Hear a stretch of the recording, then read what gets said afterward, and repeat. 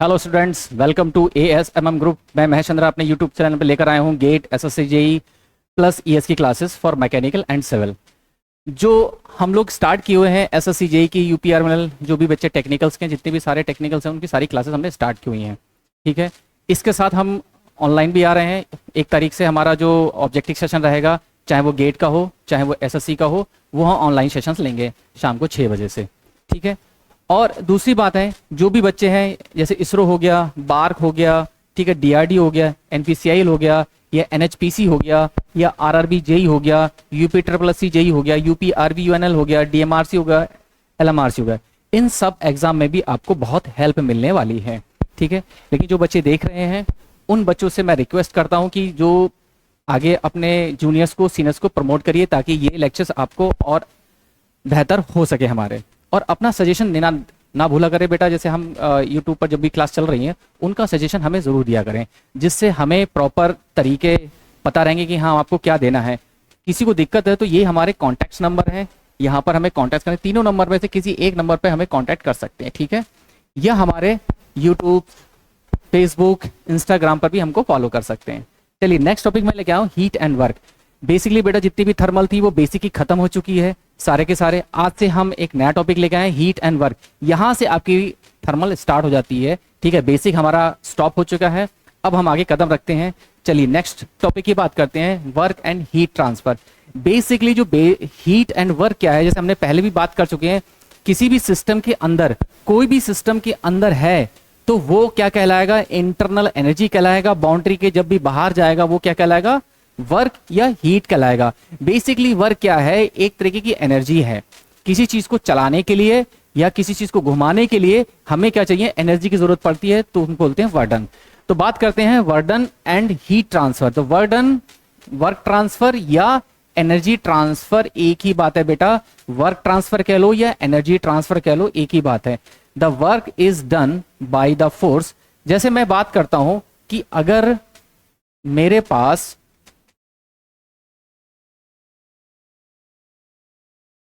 यहां पर कोई बॉडी रखी हुई है और मैं एक फोर्स अप्लाई कर रहा हूं F, तो मेरी बॉडी जो है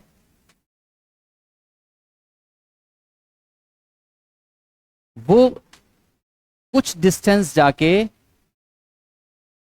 मूव की और रुक गई। कितनी डिस्टेंस जाके रुकी, X। तो मैंने बोला कि वर्क ट्रांसफर या एनर्जी ट्रांसफर, जब मैं इसको फोर्स लगाऊंगा तभी तो ये मूव करेगी, विदाउट फोर्स तो मूव नहीं कर सकती, वो स्टेशनरी में रहेगी। तो हमको पता था वर्क क्या होता है, हिंदी में बोलते हैं कार्य। कार्य होता है बल गुणा विस्थापन। तो मैंने बल कितना दिया, F, और विस्थापन कितना हुआ, X। तो वर्क डन क्या होता है, फोर्स इंटू डिस्टेंस। ये मेरी बात क्लियर हुई। तो जो वर्क ट्रांसफर हो रहा है वही एनर्जी ट्रांसफर हो रही है। तो the work is done by the force as it upon a body. कहां लगाया, upon a body moving in the direction of the force. जिस डायरेक्शन में हमने फोर्स लगाया बॉडी उसी डायरेक्शन में मूव कर गई आगे। ठीक है, डायरेक्शन ऑफ द फोर्स, या कह सकते हो फोर्स थ्रू द डिस्टेंस। ठीक है, या टॉर्क थ्रू द एंगल। मैंने किसी चीज को घुमाया तो क्या हो गया, वो कुछ ना कुछ एंगल घूमेगी।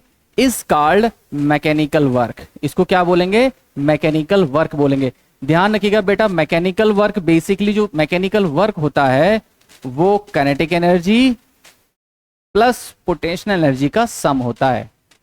क्या होता है, मैकेनिकल जो वर्क होता है वो kinetic energy plus potential energy का वर्क होता है। यहां तक बात क्लियर हुई सबको? जो हिंदी वाले हैं वो हिंदी में देख सकते हैं। दूसरा है transient concept of the work and heat interaction. Transient का मतलब होता है कि, ट्रांजिएंट का मतलब है कि कोई भी सिस्टम, जैसे मैंने पहले बोला ये मेरी बाउंड्री है, बाउंड्री है, और यहां मेरे पास क्या है, इंटरनल एनर्जी है। जब ये सिस्टम के बाहर जाएगी तो या तो वर्क के फॉर्म में जाएगी या हीट के फॉर्म में जाएगी, यानी कि टाइम कुछ ना कुछ चेंजेस आएंगे। Is a transient. ठीक है, तो transient concept of work and heat interactions. Unit होती है न्यूटन इंटू मीटर। अगर हम इसको डायमेंशन में कन्वर्ट करना चाहें, डायमेंशन फोर्स की क्या होती है, अगर मैं इसको लिख लूं F इंटू मीटर, तो फोर्स क्या होता है MLT-2, MLT-2 इंटू L, तो ये हो गया ML²T-2, इसकी डायमेंशन हो गई। ठीक है, यहां तक बेटा नोट करिए। यहां तक किसी को दिक्कत है तो बोलिए, यहां तक किसी को दिक्कत है तो बोलिए। अब हमने बोला, ये सारी चीजें बोल तो दी थी हमने, ठीक है। अब हमने कहा कि जो भी चीज हो रही है, work done system plus work done surrounding का क्या होना चाहिए, जीरो होना चाहिए, इक्वल होना चाहिए, क्योंकि हम क्या बात करते हैं थर्मल में, इक्विलिब्रियम की बात करते हैं। इतनी मेरी बात क्लियर हुई। चलिए अब बात करते हैं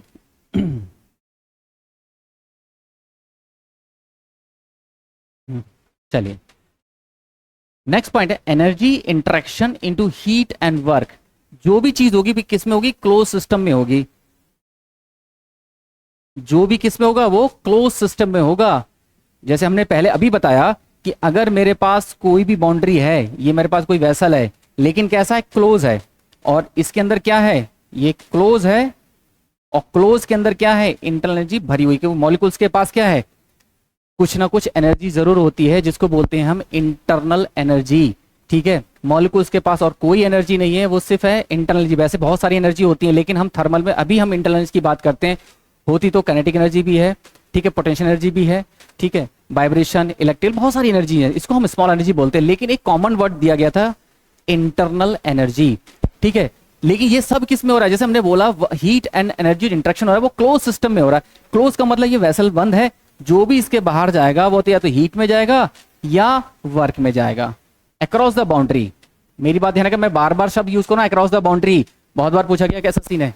ठीक है, the thermodynamically mainly studies energy interaction. Thermodynamic क्या करता है, मेनली जो स्टडी करता है किसका, एनर्जी इंटरेक्शन का एंड एसोसिएट प्रॉपर्टी। भाई सबको पता है, जो सबसे पहले लेक्चर था प्रॉपर्टी का, उसमें जान चुके हैं हमारे पास क्या है, pressure, volume, temperature. Associate property, change of system work is basis mode of energy. मतलब मैं इसको जो भी प्रॉपर्टी है वो चेंजेस करूंगा। जब चेंजेस करूंगा तो इसका मतलब क्या हो रहा है, मैं क्या चेंजेस कर रहा हूं बेटा, मैं प्रॉपर्टी को चेंज कर रहा हूं। और जब मैं प्रॉपर्टी को चेंज कर रहा हूं तो इन्हीं से मिलकर मेरा या तो हीट बन रहा है या मेरा वर्क डन बन रहा है।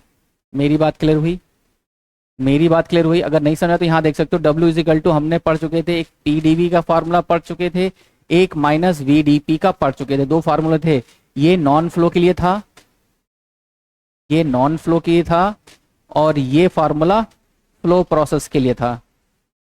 ठीक है, ये क्या है, प्रेशर और वॉल्यूम क्या है, प्रॉपर्टी तो है बेटा, और सॉरी यहाँ हीट होना चाहिए डेल्टा क्यू, और डेल्टा क्यू क्या होता है, T इंटू डेल्टा एस, यानी कि टेम्परेचर और एंट्रोपी। ये क्या है, प्रॉपर्टी तो है सारी की सारी, प्रॉपर्टी से मिलके ही सब कुछ बनता है, अकेले कोई कुछ नहीं बनता है। ठीक है, मेरी बात क्लियर हुई। चलिए आगे बात करें, assumption of the work done. अब हम बात करते हैं कुछ अजम्पशन की। चलिए पहले बात करते हैं, हम बात कर रहे हैं एक्सपेंशन प्रोसेस की। मतलब मैंने एक पिस्टन सिलेंडर अरेंजमेंट लिया,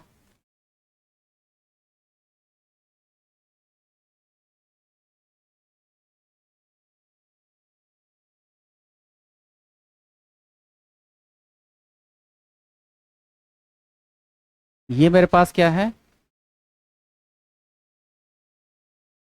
सिलेंडर है, और ये मेरे पास पिस्टन है। इतनी बात क्लियर हुई। मैंने एक पिस्टन सिलेंडर अरेंजमेंट ले लिया है, ठीक है, और हमने बोला कि बाउंड्री जो है वो अपवर्ड मूव कर रही है। बाउंड्री क्या हो रही है, अपवर्ड मूव कर रही है, इसका मतलब पिस्टन भी मूव कर रही होगी।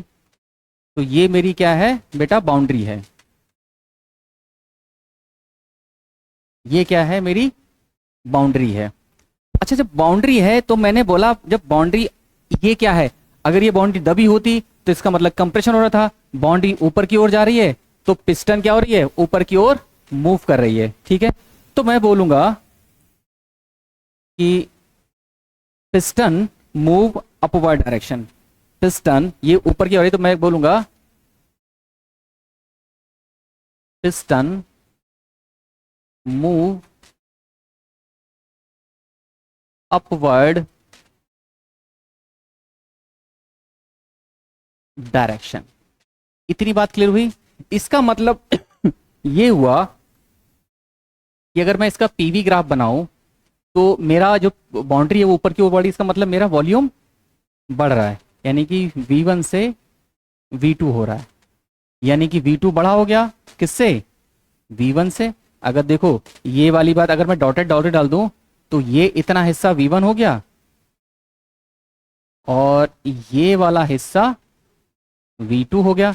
तो बेटा V2 बड़ा हो गया V1 से। इसका मतलब है मेरी जो बाउंड्री है वो क्या हो रही है, वो मूव कर रही है अपवर्ड डायरेक्शन। मैंने दूसरा कलर से कर दिया कि दिख नहीं रहा था ना थोड़ा सा, इसलिए कर दिया मैंने। ठीक है, इतनी बात क्लियर हुई। पिस्टन मूव हो रही है अपवर्ड डायरेक्शन, ये थोड़ा सा ऊपर लिख देता हूं मैं।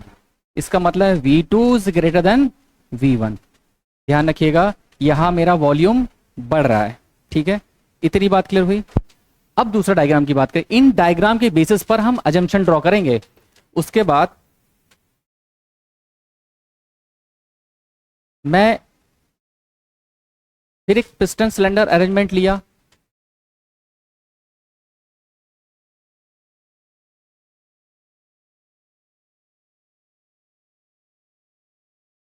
और ये मेरा एक पिस्टन है और ये मेरा सिलेंडर है, सिलेंडर, और ये मेरी पिस्टन है। ठीक है, मैंने बोला कि जो मेरी बाउंड्री है वो क्या हो रही है, वो डिक्रीज हो रही है। मतलब यहां पर तो ऊपर बढ़ जा रही थी लेकिन ये यहां पर कम हो जा रही है। ठीक है, तो मैं लिखूंगा पिस्टन मूव डाउनवर्ड डायरेक्शन। अच्छा, मैंने जब कहा ये जब कोई चीज ऊपर की ओर आ रही है मतलब वॉल्यूम बेड़ा बढ़ रहा है, तो इसको मैं एक और चीज बोल सकता हूं, एक्सपेंशन प्रोसेस बोल सकता हूं बेटा। हिंदी बोलेंगे विस्तार। मैं बोल सकता हूं एक्सपेंशन, भाई बोल सकता हूं क्योंकि यहां एक्सपेंशन हो रहा है। ठीक है, चलिए अब यहां पर मैं एक पीवी डायग्राम, ये मेरी बाउंड्री है।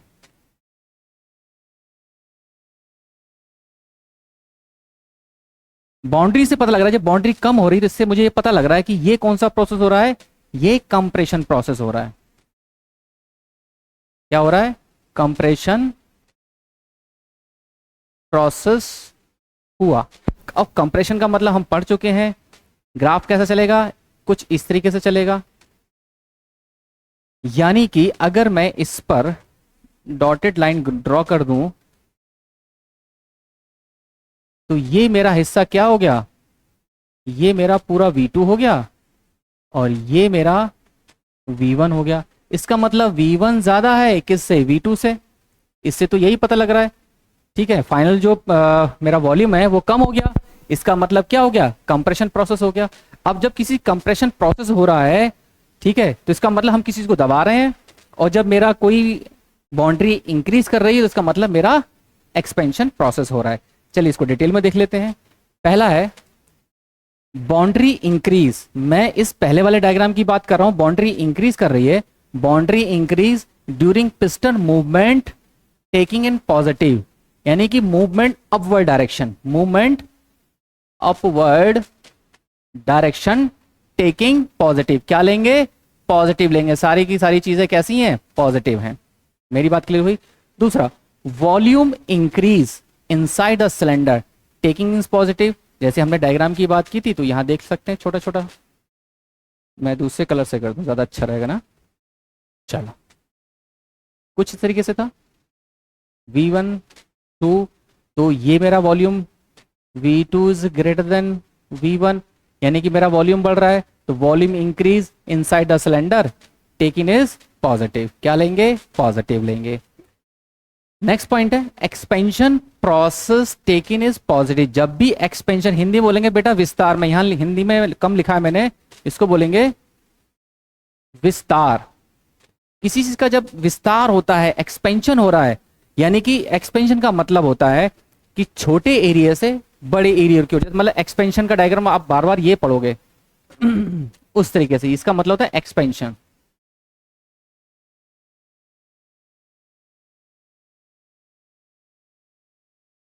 ठीक है, ये होता है एक्सपेंशन। एक्सपेंशन का मतलब होता है छोटे एरिया से बड़े एरिया की ओर जाना। अब जब छोटे एरिया से बड़ी एरिया को जाओगे तो इसका मतलब एक्सपेंशन हो रहा है, इसका मतलब टेम्परेचर आपका घटेगा। ठीक है, चलिए बात करते हैं। एक्सपेंशन का मतलब विस्तार, expansion process taken is positive. क्या लेंगे? पॉजिटिव लेंगे। Next, work done by the system heat release. भाई जब सिस्टम में वर्क करेगा तो यहां से क्या है? हीट रिलीज होगी and consequently temperature of system decrease. मेरी बात क्लियर हुई? जाहिर सी बात है कि मैं अगर छोटे एरिया से बड़ी एरिया क्यों जाऊंगा, तो मेरा एरिया जब मेरा बढ़ेगा तो इसका मतलब मेरा टेम्परेचर क्या हो जाएगा? घट जाएगा। टेम्परेचर कैसे घटा? मेरा वॉल्यूम बढ़ गया। इतनी बात क्लियर हुई? तो जो भी सिस्टम ले रहे हैं, वर्क बाय द सिस्टम, अगर हम बात कर रहे हैं, अगर कहीं लिखा हो जाए, जब हम क्वेश्चन करेंगे ऑब्जेक्टिव में भी लिखा आएगा work done by the system, work done by the system taken as positive. ठीक है, सारी बातें तो ध्यान रखेंगे, इस बात को ज्यादा ध्यान रखेंगे क्योंकि लैंग्वेज ये रहेगी। बाकी चीजें तो हमारी सारी की सारी पॉजिटिव है। ठीक है, हम समझ पा रहे हैं, लेकिन जो भी बातें रहेंगी वो इस पर आके खत्म हो जाएंगी। Work done by the system taken as positive. बहुत अच्छी बात बेटा। अब हम बात करते हैं नेक्स्ट की। अब मेरी बाउंड्री क्या हो रही है? डिक्रीज हो रही है। किसकी बात कर रहे हैं? मैं दिखा देता हूं। इस वाले डायग्राम की हम बात कर रहे हैं। इसकी हम बात कर चुके हैं, पहला डायग्राम मान लीजिए, इसको दूसरा बोल दीजिए। अब हम दूसरे वाले डायग्राम की बात कर रहे हैं। ठीक है, ये तो हम सब पढ़ ही चुके हैं। दूसरा, boundary decrease during the piston movement taking a negative. अगर हमने क्या किया, पिस्टन को नीचे दबाया, इसका मतलब मेरी बाउंड्री भी कम होगी। ठीक है, और boundary is a hypothetical value. ठीक है, जिसका ना तो एरिया है, ना तो वॉल्यूम है, ना तो मास है। ठीक है, तो जब हम वो positive piston movement taking as negative, जब हम उसको दबा रहे हैं यानी कंप्रेस कर रहे हैं, तो उसका जो वैल्यू होगी वो नेगेटिव ली जाएगी। मतलब ये हम इसलिए पढ़ रहे हैं, जरूरी इसलिए, जब हम ऑब्जेक्टिव या न्यूमेरिकल पोर्शन करेंगे तब हम कब पॉजिटिव लेंगे कब नेगेटिव लेंगे, तो वो हमको ये ध्यान रखना है। ठीक है, अगर ये ध्यान नहीं रखा तो आपका पॉजिटिव नेगेटिव सब खत्म, कहां से क्या जाना है कुछ नहीं पता लगेगा। तो volume decrease inside the taking negative. अगर वॉल्यूम डिक्रीज हो रहा है तो इसका मतलब देखो क्या हो रहा है कि वॉल्यूम डिक्रीज हो रहा है, पीवी। वॉल्यूम का मतलब कंप्रेशन हो रहा है, तो वॉल्यूम, अब देखो यहां पर ज्यादा V1 ज्यादा होगा, V2 कम होगा। देखो V2 कम हो गया, तो वॉल्यूम जब डिक्रीज हो रहा है इनसाइड द टेकिंग, तो वो क्या लेंगे? वो नेगेटिव लेंगे। उसके बाद है कंप्रेशन प्रोसेस। कंप्रेशन का मतलब होता है बेटा कुछ इस तरीके से डायग्राम आएंगे, ध्यान रखिएगा। ये एक्सपेंशन का जस्ट उल्टा ग्राफ होगा। ठीक है, यानी कि हम बड़े एरिया से छोटे एरिया को जा रहे हैं। ठीक है, जब बड़े से छोटे की ओर जा रहे हैं तो इसका मतलब हम क्या कर रहे हैं? कंप्रेशन कर रहे हैं, किसी चीज को दबा रहे हैं। बड़े जो है गैस भरी हुई थी उसको छोटी जगह में लेके जा रहे हैं। अब जब छोटी जगह में लेके जा रहे हैं तो वर्क ऑन द सिस्टम कर रहे हैं। हम क्या कर रहे हैं? Work on the system. यहां मैं लिख देता हूं, वहां पर क्या कर रहे थे? वर्क बाय द सिस्टम कर रहे थे, यहां पर कर रहे हैं work on the system.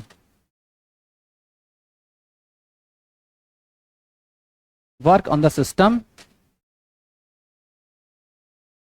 Taken as negative. ठीक है, सारी बातें पढ़नी है, लेकिन ये बात पे ज्यादा ध्यान देना है जब हम ऑब्जेक्टिव और आपके क्वेश्चंस करेंगे।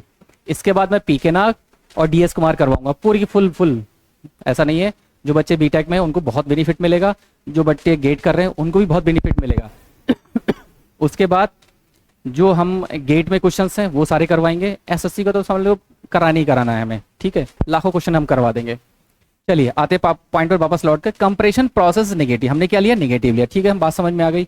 Work done the system heat absorb, भाई अब आपने क्या किया, जब आप इसको दबाओगे तो ये क्या करेगी, हीट एब्जॉर्ब करेगी, and consequently temperature system increase, भाई आपने छोटे एरिया, बड़े एरिया से छोटे एरिया क्या कर दिया, कम कर दिया, यानी कि वॉल्यूम भी आपने क्या कर दिया, घटा दिया। जब वॉल्यूम घटा दिया तो इस सिस्टम के अंदर की जो हीट वो इंटरनल एनर्जी बढ़ जाएगी, इंटरनल एनर्जी बढ़ गई तो इसका मतलब मेरा टेम्परेचर क्या हो जाएगा, इंक्रीज कर जाएगा। भाई जाहिर सी बात है, सिस्टम के पास क्या मॉलिक्यूल्स हैं, मॉलिक्यूल्स क्या करेंगे, जब आपने दबाया किसी को तो क्या हुआ, इंटरनल एनर्जी उसकी बढ़ गई, इंटरनल एनर्जी का मतलब है टेम्परेचर बढ़ गया, टेम्परेचर बढ़ गया तो जाहिर सी बात है हीटअप हो जाएगा सिस्टम आपका, ठीक है। इतना नोट करिए यहाँ तक, यहाँ तक किसी को दिक्कत है तो बोलिए, और नहीं है तो फिर आगे चलते हैं। इसका स्क्रीनशॉट जरूर लेते चलिएगा, ठीक है बेटा, इसका स्क्रीनशॉट जरूर लेते चलिएगा। चलिए अब आते हैं इंडिकेटर डायग्राम। अब बेटा ये इंडिकेटर डायग्राम होता है, कुछ नहीं होता है, ठीक है, जैसे हम ऑटो डीजल डुअल पढ़ते थे ना, ये सारे के सारे डायग्राम्स हैं, इंडिकेटर बोलते हैं, ठीक है, हाइपोथेटिकल डायग्राम्स हैं, ठीक है, ये रियल डायग्राम्स सारे के सारे नहीं हैं। और भाई पढ़ते भी हैं रिवर्सेबल एडियाबैटिक प्रोसेस, तो रिवर्सेबल का मतलब तो दुनिया में है ही नहीं, हो ही नहीं रहा सब कुछ। तो जो इंडिकेटर डायग्राम है वो रिवर्सेबल डायग्राम भी है, ठीक है, वो क्या करते हैं, रिकॉर्डिंग गेज प्रेशर, और गेज प्रेशर क्या है, एटमॉस्फेरिक प्रेशर से हाई प्रेशर मेजर करते हैं। जैसे मैंने फॉर एग्जाम्पल थोड़ा सा बता देता हूँ, अभी बाकी फ्लूइड में पढ़ेंगे। जैसे एटमॉस्फेरिक प्रेशर क्या होता है, 1.01325 बार होता है, ठीक है, अगर इससे ज्यादा प्रेशर हो गया तो वो गेज कहलाएगा, इससे कम हो गया तो पी वैक्यूम कहलाएगा। बस इतना ज्ञान काफी है, बाकी फ्लूइड में चलेंगे, ठीक है।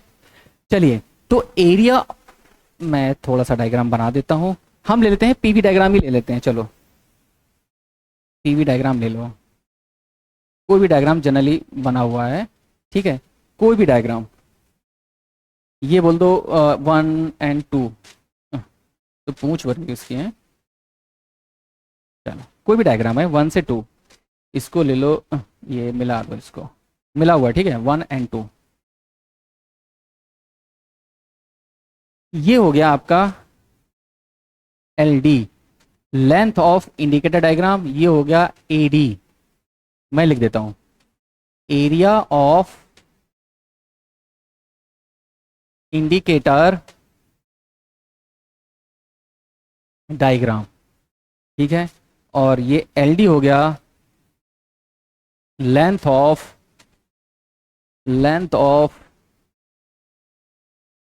Indicator diagram.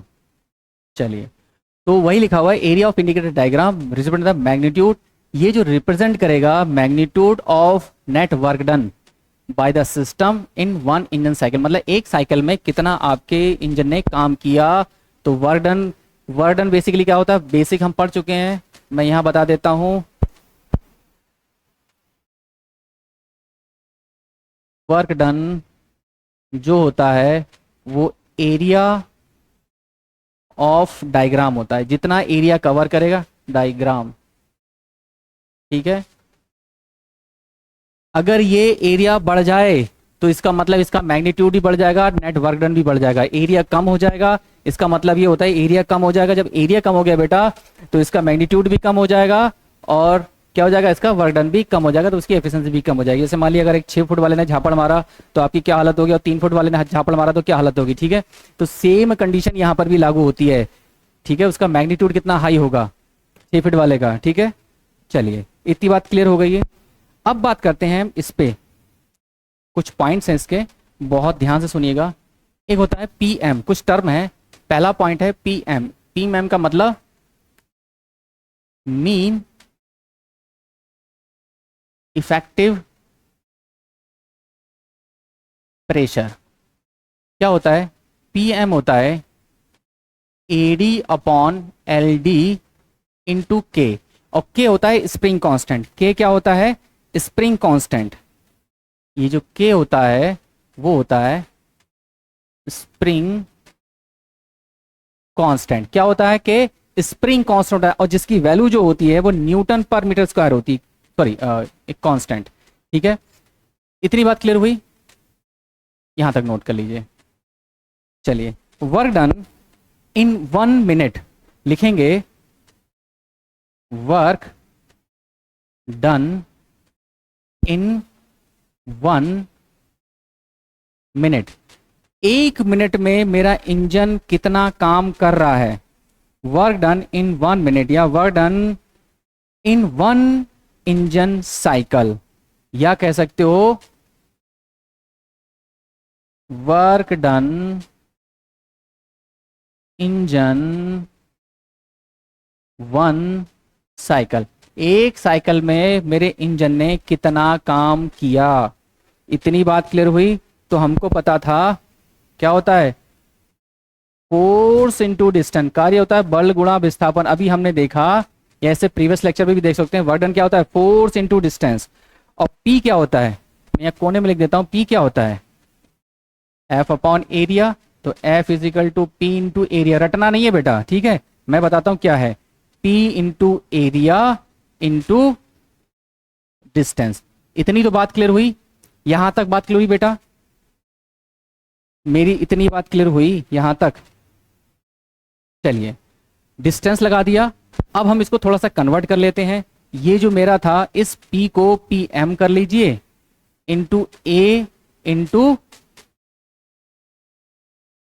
डिस्टेंस। वर्डन इतना तो समझ में आ ही गया होगा। इसके आगे का इंप्लीमेंट समझते हैं। यहां तक मेरी बात क्लियर हुई कि नहीं हुई, यहां तक बात क्लियर हुई कि नहीं हुई। चलिए, यहां पे मैं यहां लिख देता हूं इसको, ठीक है।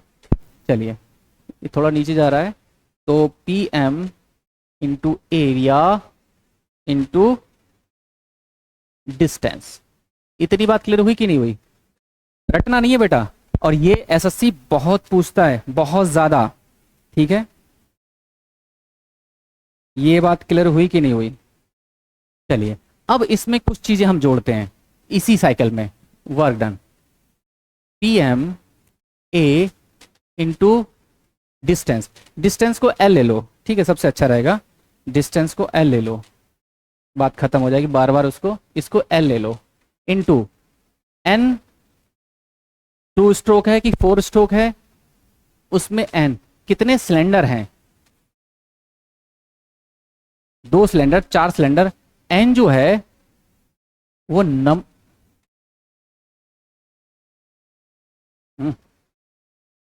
N क्या है, नंबर ऑफ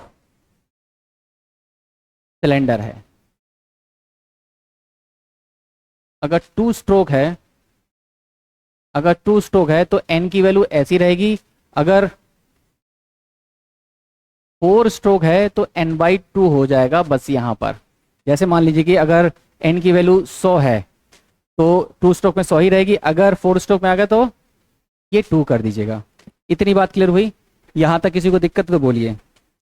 4 स्ट्रोक में N/2 और 2 स्ट्रोक में N लिया जाएगा।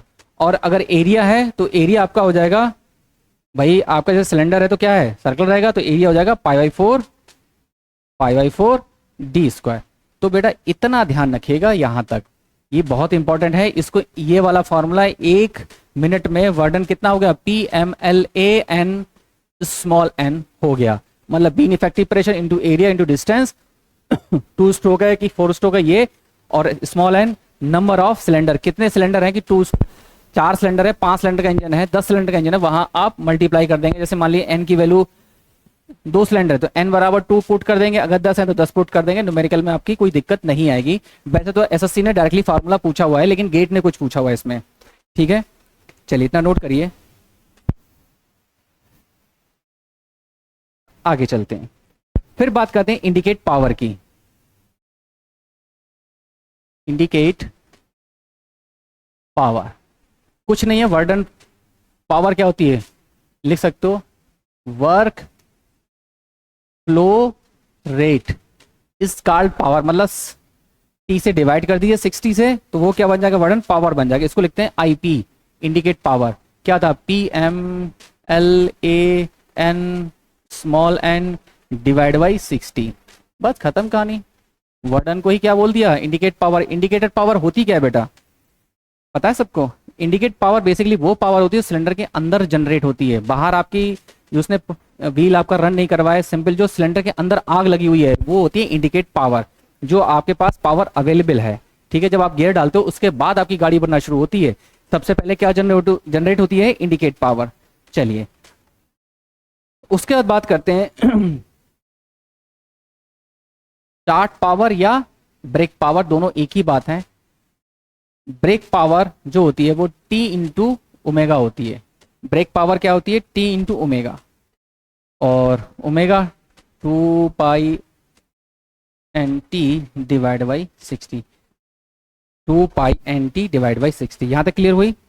उसके बाद एक पॉइंट और है, मैकेनिकल जो एफिशिएंसी होती है वो ब्रेक पावर और divide by brake power divide by indicate power.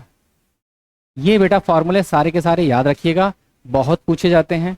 ठीक है, अगर कभी बोला गया है नोट करके लिख लीजिएगा, double acting engine, double acting engine. अगर डबल एक्टिंग इंजन बोला गया है तो यहां पर जो फॉर्मूला लिखा हुआ है, वर्डन था हमारे पास PMLA into N small N. ठीक है, इसमें पूरे में 2 से मल्टीप्लाई कर दिया, मतलब 2 पिस्टन वाला इंजन है, एक ऐसे ऐसे ऐसे। ठीक है, तो डबल एक्टिंग इंजन उसको बोलते हैं, मतलब 2 से मल्टीप्लाई कर देगा, डबल पावर जनरेट हुई है, डबल वर्क जनरेट हो रहा है, इसको बोलते हैं डबल एक्टिंग इंजन। चलिए यहां तक लिखिएगा, यहां तक किसी को दिक्कत तो नहीं होनी चाहिए, होगी तो आपको नंबर दिए गए हैं, आप कॉल कर सकते हैं, बात कर सकते हैं। ठीक है, चलिए नेक्स्ट पॉइंट की ओर चलते हैं, बात करते हैं difference between heat and work. दोनों में क्या डिफरेंस है? हीट में, वर्क में क्या डिफरेंस है? एक तो होता है सिमिलरिटी, बोलता समानता, हिंदी बोलते हैं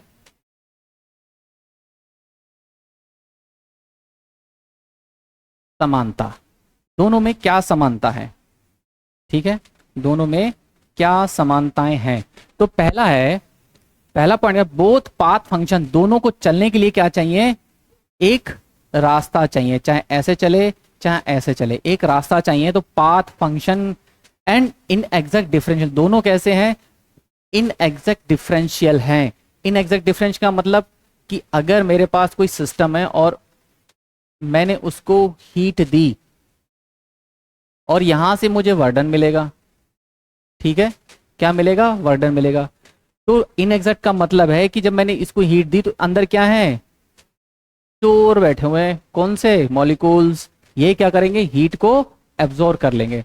तो थर्मोडायनेमिक्स कभी नहीं बताती है कि ये किस फॉर्म में एब्जॉर्ब कर लेंगे, मैकेनिकल, इलेक्ट्रिकल, थर्मल, केमिकल, किस फॉर्म में, क्या हमको नहीं पता। ठीक है, लेकिन वो उन्होंने बोला है एब्जॉर्ब कर लेंगे। कितना ट्रांसफर करेंगे हमको नहीं पता, कितना ट्रांसफर करेंगे, वर्डन ट्रांसफर होगा, तो उसको बोलते हैं इनएग्जैक्ट। सही कुछ नहीं बता रहे हैं लेकिन हो रहा है, और दोनों की पैदाइश ऐसे ही हुई है, दोनों चड्डी में पैदा हुए थे, डेल्टा क्यू। और कभी इसको ऐसा नहीं लिख सकते, डेल्टा क्यू को कभी ऐसे नहीं लिख सकते, Q2 माइनस Q1। ठीक है, ध्यान रखिएगा, दोनों को हमेशा ऐसे ही लिखना है बेटा, डेल्टा क्यू DW। कभी इसको खोल के नहीं लिख सकते, खोल के मतलब डेल्टा टी ऐसा, जैसे डेल्टा टी लिखते थे ना प्रॉपर्टी को, T2 माइनस T1, ये प्रॉपर्टी नहीं है, ये इनएग्जैक्ट डिफरेंशियल प्रॉपर्टी है। ठीक है, ये सही कुछ नहीं बता रही है। Magnitude depend upon path during change of state, ये किस पे डिपेंड करेगी? उसके मैग्नीट्यूड करेगी जब आपकी स्टेट चेंज होगी। मतलब स्टेट का मतलब कि यहां से यहां तक आने में change of state depend on path during change of state, ये इस पाथ पर डिपेंड करेगी कि मेरी प्रॉपर्टी कितनी चेंज हुई, ज्यादा हुई है कि कम हुई है, ये इस पर डिपेंड करेगी। ठीक है, नेक्स्ट पॉइंट है बोथ बाउंड्री फिना, भाई दोनों बाउंड्री के बाहर अभी हमने पहले बात की, दोनों की दोनों क्या करेंगी? अगर अंदर है तो इंटरनल एनर्जी है, इसके बाहर है तो हीट और वर्क में दोनों कैसे हैं? बाउंड्री फिनोमेना है। Both are recognised at the boundary, दोनों बाउंड्री के बाहर आएंगे तभी वो हीट और वर्क कहलाएंगे, अंदर तो है एनर्जी कहलाएंगे। ठीक है, दोनों क्या है? Boundary phenomena of the system across the boundary then change state heat and work, तभी वो कहलाएंगे हीट एंड वर्क। बात खत्म। Next, both associate with the process not a state, दोनों कैसे हैं? प्रोसेस से संबंध है, मतलब ये रास्ता लेंगे, प्रोसेस है। ठीक है, नॉट स्टेट, ये पॉइंट फंक्शन, मतलब प्रॉपर्टी से इसका कोई लेना देना नहीं है। Unlike properties heat and work has no meaning of the state, मतलब अनलाइक प्रॉपर्टी का कोई मतलब नहीं है किससे? स्टेट से, मतलब प्रॉपर्टी से। चलिए, कुछ है डिसिमिलरिटी, मतलब असमानताएं, समान नहीं है, असमानताएं। ठीक है, जैसे पहला पॉइंट है heat transfer temperature difference is required. भाई अगर सिस्टम को यहां से हीट जब ट्रांसफर होनी है तो क्या होना चाहिए, जो ये डिफरेंस होगा तभी T2 माइनस T1, तभी टेम्परेचर जब ज्यादा होगा तभी यहां से ये ट्रांसफर होना शुरू होगी। डिफरेंस रिक्वायर की जरूरत है, लेकिन वर्क डन को नहीं है टेम्परेचर डिफरेंस की रिक्वायर, किसको है, हीट को रिक्वायर है। ऑल एनर्जी इंटरेक्शन में be term as work transfer. जो भी एनर्जी है, जैसे मान लीजिए कि आपने गाड़ी है, ठीक है, केमिकल एनर्जी है, केमिकल एनर्जी से आपने क्या किया, वर्क डन ट्रांसफर किया, तो जितनी भी एनर्जी का इंटरेक्शन हो रहा है वो वर्क के फॉर्म में हो रहा है। ठीक है, लेकिन हीट ट्रांसफर जो हो रही है वो टेम्परेचर डिफरेंस की वजह से हो रही है। हो गया डिफरेंस। नेक्स्ट है state system can work transfer, however there is no restriction for the heat transfer. मतलब the state system can work transfer, however मतलब जब आपने जैसे मान लीजिए कि बाइक चलाकर कहीं आए तो वर्क डन तो किसने दिया, ठीक है, लेकिन जब आपने बाइक खड़ी कर दी तो इसका मतलब वहां से कंटिन्यूअस हीट ट्रांसफर होगी, उसमें आपका कोई रिस्ट्रिक्शन नहीं है, हीट कंटिन्यू ट्रांसफर होती रहेगी, एब्जॉर्ब होती रहेगी। अगर हम दूसरी बात करें कि इन्वायरमेंट कंडीशन ले लें तो भी वही होता रहेगा। वहां से जैसे मान लिया आपके घर हैं, अभी गर्मी का मौसम चल रहा है, तो क्या कर रहे हैं, दिन में वो हीट एब्जॉर्ब करते हैं, रात को रिलीज करते हैं, तो वो क्या, उस पर there is no restriction of the heat transfer, आपका उस पर कोई रिस्ट्रिक्शन नहीं है हीट ट्रांसफर होने पे। Heat and work energy interaction in the close, ये क्लोज लिखा हुआ है, क्लोज्ड सिस्टम, पहली बात कर चुके हैं। हीट और वर्क का सिस्टम पे किस पे है, क्लोज सिस्टम पे है। इतना नोट करिए बेटा, यहां तक किसी को दिक्कत, किसी को कोई पॉइंट ऐसा जो समझ में ना आ रहा हो, ठीक है। चलिए, एक नेक्स्ट पॉइंट है फ्लो वर्क। अब फ्लो वर्क में हम क्या बात करें, फ्लो वर्क हम पहले ही बात कर चुके हैं, लेकिन थोड़ा सा जो एसएससी ने पूछा हुआ है, जैसे जब भी आपने देखा होगा इंडस्ट्री में कोई भी लिक्विड जब फ्लो करता है, जैसे कोको कोला या कोई भी चीज फिल होता है, कोई भी लिक्विड फ्लो होता है एटमॉस्फेरिक कंडीशन में, तो उसका टेम्परेचर कुछ ना कुछ बढ़ जाता है, इनहांस हो जाता है। तो हाँ वही लिखा है HU plus PV, flow work convert into increase molecular internal energy U2 minus U। मतलब अगर मैंने बात की तो जब मैं किसी चीज में फ्लो कर रहा हूं, बोतल में भर रहा हूं कोई चीज, तो मेरी इंटरनल एनर्जी क्या हो जा रही है, बढ़ जा रही है।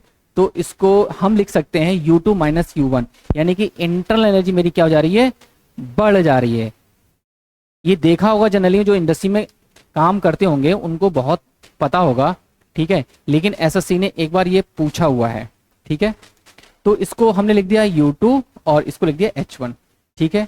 तो इसको लिख सकते हैं MCV T2 और इसको लिख सकते हैं MCP T1, लिख सकते हैं इसको। भाई U है वो कांस्टेंट वॉल्यूम पे था, ये कांस्टेंट प्रेशर पे था। T2 ये आ जाएगा CP upon CV into T1। CP upon CV क्या था, गामा था, लिख दो बेटा T2 is equal to gamma into T1। ये फार्मूला पूछा गया था, कई बार पूछ भी चुका है SSC. T2 is equal to gamma into T, और एक बार गेट ने भी पूछा है, ठीक है। अगर हम बात करते हैं T1 की जो वैल्यू है, T1 की जो वैल्यू एटमॉस्फेरिक कंडीशन बात करते हैं, T1 जो है वो 20 डिग्री ले लीजिए, ठीक है। हमने बोल दिया कि 20 डिग्री पे काम हो रहा है, और कैपिटल T है तो 273 और ऐड कर दीजिए, तो कितना हो गया ये हो गया 20 यानी कि 3, और ये हो गया 293। T1 हो गया मेरा 293, और गामा की वैल्यू जो है वो एयर में हो रहा है तो 1.4 हो गई। तो जब इसको मल्टीप्लाई करेंगे यहां पर रखकर, ये गामा की वैल्यू जो है वो 1.4 है, नहीं इसको 27 लो, इसको 20 मत लो, 27 डिग्री सेल्सियस जनरल कंडीशन ले लो तो ज़्यादा अच्छा रहेगा। तो ये हो जाएगा, ये हो जाएगा इसको, ये 300, ये हो जाएगा 300, ठीक है, ज़्यादा अच्छा रहेगा, राउंड फिगर में ले लो। 273 प्लस 27 यानी कि हो गया 300। तो इसको मल्टीप्लाई कर लो, 1.4 मल्टीप्लाई 300, तो ये कितनी वैल्यू आ गई, मल्टीप्लाई करेगा बेटा जरा इसको, तो ये आ गई आपकी 420 डिग्री यानी कि 420 केल्विन, क्योंकि हमने कैपिटल T लिया हुआ है, ध्यान रखिएगा बेटा, कैपिटल टी जो केल्विन में है और स्मॉल टी डिग्री सेल्सियस में है। इतनी बात क्लियर हुई? अब हम क्या करेंगे, डिग्री सेल्सियस में लेके जाना है तो -273 इसमें से घटा दो तो कितनी वैल्यू आ जाएगी यहां पर? ये आ जाएगी 120। ये केल्विन में है और ये डिग्री सेल्सियस में है। केल्विन से डिग्री सेल्सियस बनाने के -273 करना पड़ेगा तो ये लगभग वैल्यू आ जाएगी 147 डिग्री सेल्सियस। इसका मतलब ये हो गया कि जो टेम्परेचर आपने फिल किया था किसी बोतल के अंदर, उसका टेम्परेचर कितना बढ़ गया? और आप किस पे काम कर रहे थे? जो आप फिलिंग कर रहे थे वो 27 डिग्री सेल्सियस पे काम कर रहे थे, और आपने जब बोतल में जब भरा तो उसका टेम्परेचर कितना हो गया? 147 डिग्री सेल्सियस हो गया। तो एडियाबैटिक फिलिंग, एडियाबैटिक का मतलब ना तो हीट आ सकती है ना तो हीट जा सकती है, वो टोटल क्या है? वो 0 है।